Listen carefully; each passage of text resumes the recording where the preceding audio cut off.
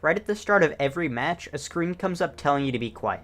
If you left click whilst on this screen, you can skip it and get straight into the game slightly faster. This can be used to make your way down to a vent or maybe make it to the storage room before your opponents are even able to move. Whenever you walk by a camera, you can easily tell if someone is watching by checking for the blinking red light that only appears when you're being monitored. Almost all actions in the game have both a keyboard shortcut and an on-screen button. Generally speaking, it's slightly faster to use the keyboard shortcut, so it's definitely worthwhile to understand what they are. The important keyboard shortcuts to keep in mind are E, Q, R, and Tab. This one's a little obvious, but when possible, try to kill in low traffic areas like the navigation room or the research lab. You should also make use of vents to get as far away from your victim as possible in order to avoid suspicion. Another slightly obvious tip is to try and remain as consistent as possible with your verbal behavior. If you talk more or less depending on what role you're playing, people will usually pick up on it. We have a 50-50 here. I think it's either Sammy or Aaron. I think it's. Well, it's definitely not me. I haven't done it. That does Really? not Are you sound sure? like truthful, Aaron. Did we spy on one of them? What do you mean it's not truthful? I don't understand you. Did we just spy that on one of them? Or does like... not sound like I'm telling the truth, Aaron. I know it doesn't sound like I'm telling the truth. If you watch someone walk away from a task without the taskbar changing, that means they're probably an imposter. Of course, the opposite also applies to innocents. In the medbay, there's a task that involves scanning yourself. If you have this task, don't do it immediately.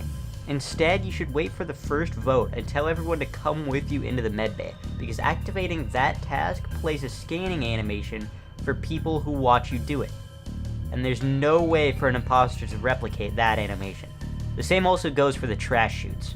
Zach is 100% safe and he can vouch for me as well. We both did trash. Yeah, Alright. we just Okay, both I got can also beat do it. trash. Me and just Aaron follow me to both storage scan. and I can go do trash. Okay, it's gotta be Scan? Camden. It's gotta be... Wait. Yeah, it's gotta be Camden. Wait, If wait, everyone's are- safe, then it's just Camden. process of elimination that? Yeah. That doesn't seem fair.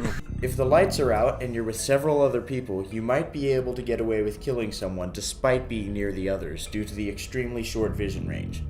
It's still a risk, but it's possible to pull off, especially if you immediately self-report the body, not giving them time to even see that someone was dead.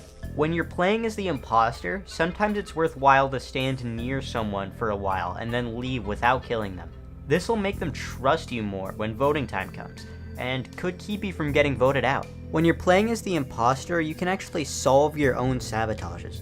I know it may seem counterintuitive to do so, but it's a great way to get other players to trust you come voting time. Another one that may seem a little counterintuitive is for the crew to group up rather than completing tasks. If the crew is grouped up, it's a lot harder for the imposter to kill anyone and can sometimes result in an instant elimination. We dumped the trash together.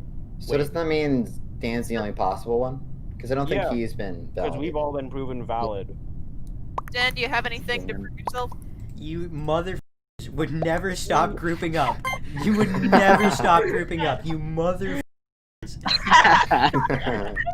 I killed people at the only possible opportunities that I had.